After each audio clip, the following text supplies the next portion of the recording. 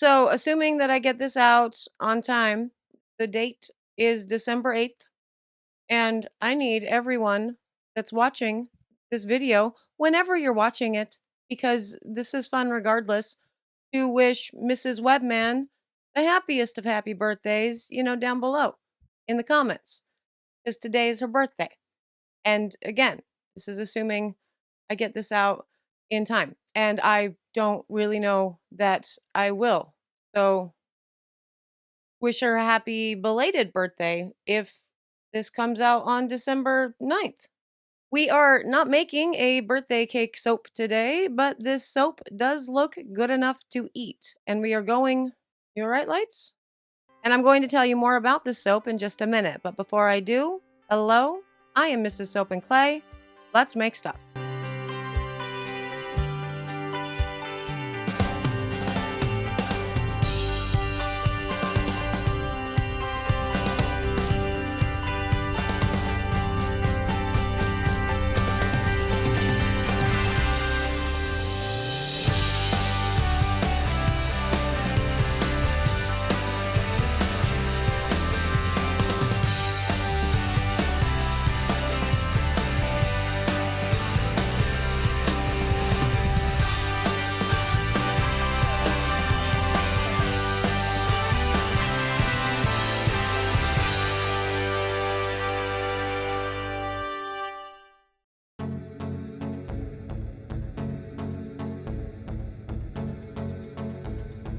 How's it going, Sudzers? Welcome back to the channel. You are at Soap and Clay, where we make all the soapy things. And you are here for week 5, I think, of year 3.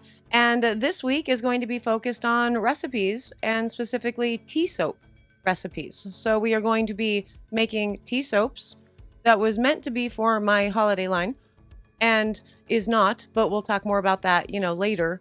And giving you recipes on the tea soaps, as well as talking about the properties of tea, how you can incorporate them, how you can use the discoloration to your benefit in the design, and, basically just all the things that you would need to know when working with teas in your soaps. And it's a good time of the year to be doing it because, it's the cold season, and so we like hot drinks, and hot tea is always a winner. We drink hot tea. Lights, are you okay? We drink hot tea all of the time in, our house, just year round, because we like tea, but it's nice cozy season. So tea soaps are very fitting. So first up in all of this is going to be a design bar. Like, I had a design in mind using activated charcoal and a lovely rose tea. And so let's get to the video. We will talk about the process. You'll get a recipe, all of the things, in the video.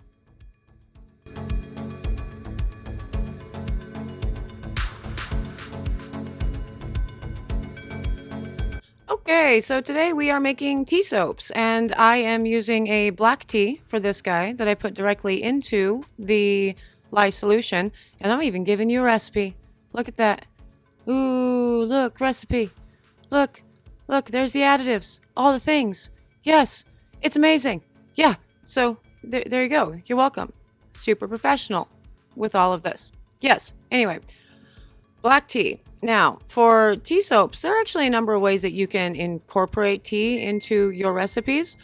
And for this one, I am incorporating, because I think it's the easiest, into the actual lye solution itself. So what I mean by that is I measure out the amount of water, and in this case, the amount of water is 10.2 ounces. And then I add the tea to it, and then I put the lye into it.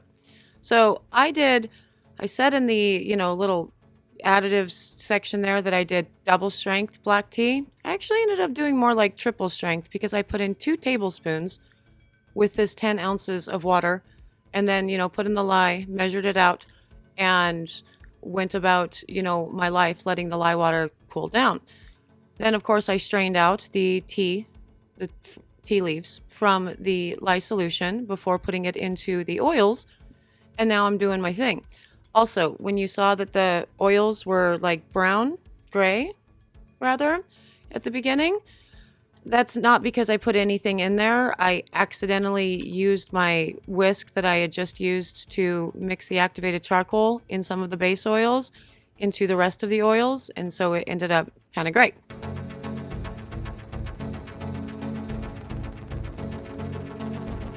Now, for the actual base oils for this guy, a little bit interesting in the recipe in that there are just 3 base oils, and they are coconut oil, cocoa butter, and olive oil. So this is a palm-free recipe, but not a coconut oil-free recipe.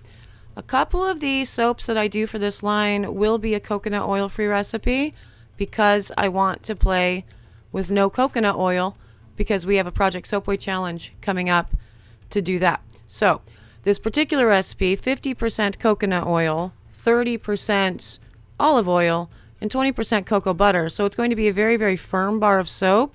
And I am soaping, I believe that said it was at 30%. So not much of a water discount with all of this, which is good because I do want it to be kind of fluid in this so I can get my little pour thing going on. And the pour thing I'm looking at is like a 2-layer, but kind of like the soaps that we made for like the gemstone soaps, right? So I'm going to sculpt the 2 layers, pour this one on an angle, and pour the black onto it. Want it to dip into the little areas a little bit. That's my thinking. So I want it fluid enough to be able to break down into that second layer, but not, see right there? Yes, beautiful. But not so fluid that it's just a big schloopy mess. So anyway, water is great for this. It's all fine. Now, the benefits of tea soaps, right? We have talked about those before, but I think it's been like year 1 that we did anything with tea soaps, which is a shame because tea soaps are delightful. First and foremost, they create a really cool bubble. Like a really fun bubble, regardless of the recipe, really. It creates this little tiny, tight, little effervescent bubbles. I think it's the tannins. It's very exciting. I love it a lot. And that's going to be the biggest thing that you're going to be focusing on is the bubble, you know. But to that, you know, tea on skin has benefits of, you know, it's moisturizing, it's antioxidant rich. Caffeine is always a good skin booster. It's skin softening. It is antibacterial. All of that stuff that tea does. But, you know, do keep in mind that this is a rinse-off product, and we can't really make those claims on our soaps because then it becomes, you know, a drug or whatever. And honestly, because it's not on your skin for too terribly long, I would say it's, you know, more label appeal than anything else. But I tell you what, this is one of the soaps. Tea soaps and beer soaps and wine soaps are all soaps that when I use them, I find myself using them more often and for longer because I love the way they make my skin feel. So there's that. Just take that for what it is. Also take that beautiful sculpted top for what it is. Beautiful. I love the sculpted moment. I'm very much in this moment of really simple soaps, just like visually stunning with just a couple colors and not a lot of complicated designs and a nice sculpted top. I'm very into that right now, and I think the reason I'm into it is because I have been doing a deep dive playlist, getting that ready for water discounts and, you know, full water and half water and what it all means, really. And as a result, I've been able to play with a lot of sculpted stuff because, you know, water discount soaps lead to a thicker top most of the time. And so you get to do fun things that I've done, and you'll get to see that later. But for now, you just get to see this beauty, which will be C-popped and gelled. And it doesn't really matter whether or not it is C-popped and gelled because this is going to be a wickedly firm bar of soap right off the bat. And I don't need to worry about any of these colors doing anything because, you know, they're already stunning.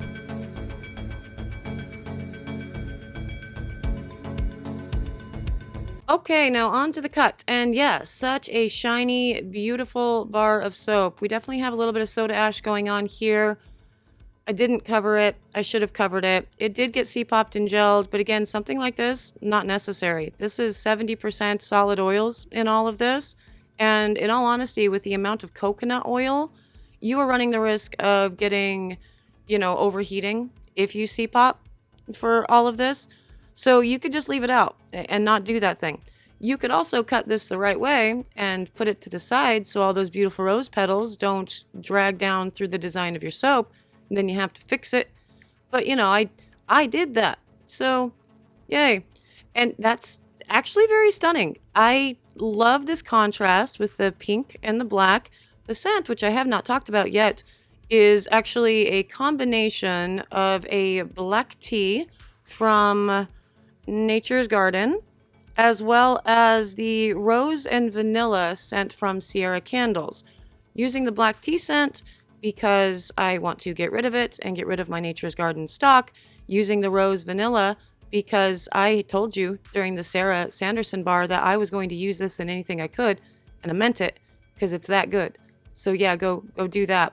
But yeah, as you can see, we've got drag marks in the soap because of the rose petals. Just flip it on its side when you cut it and you won't run into that problem. Pro tip that I never actually do myself. But yes, so speaking of black tea and tea in general, benefits of, again, well, we don't really talk about the benefits of the tea within a soap because rinse off product, because we don't want to be calling our stuff a drug, all of the jazz. Black tea is said colloquially in the soap making world to also help scents stick. You know how kaolin clay is also said to do that? So this one kind of has a double whammy, right? You have the clay, you have the rose clay in this. You also have the tea. So these things should keep scent retention like nobody's business, which means theoretically you could use less fragrance. Again, this is just anecdotal stuff that soap makers have said. As far as weighing in on whether the clay helps things stick, I don't know that I've ever super done that. So I guess I can weigh in right now. I don't think it does. I think it works if you believe it. Just kind of like, tea soaps and having a cool feel on the hand and the body and the skin. It works if you believe in it. That sort of thing. Samesies, I'm pretty sure. But, whatever. To the lather of this guy, it's beautiful. Has a nice big awesome bubble. Very hard bar of soap right off the bat. The cocoa butter gives it a nice smooth silky feel to the lather. Definitely here for that. And obviously not at all drying. And that is weird considering what the ratings would say on soap calc. Yet another reason why we kind of ignore most of the things on the soap calc sheet. But this is one of 4 soaps, so this is part of the design process and the recipe and all of the jazz. So we will be working on tomorrow the next up in this design to see if I manage to mess them all up. But for now, that is the first tea soap, the black tea. And there they are, the first round of tea soaps. And as I said, yeah, look good enough to eat. They're absolutely beautiful. I'm not sold on the bright pink though. I don't know if I like the bright pink or the lighter, more pastel pink better.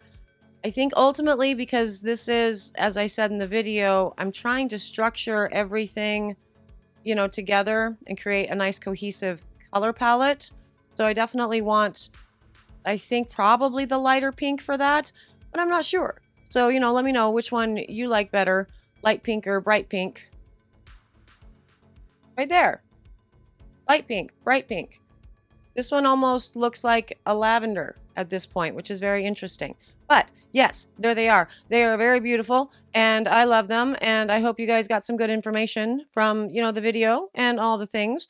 And I'm out of here because again, I really do hope that I manage to get this out on December 8th, but it is the damn season. And I don't know that I will be doing so. If you are interested in these tea soaps, you cannot get them at soapandclay.com yet.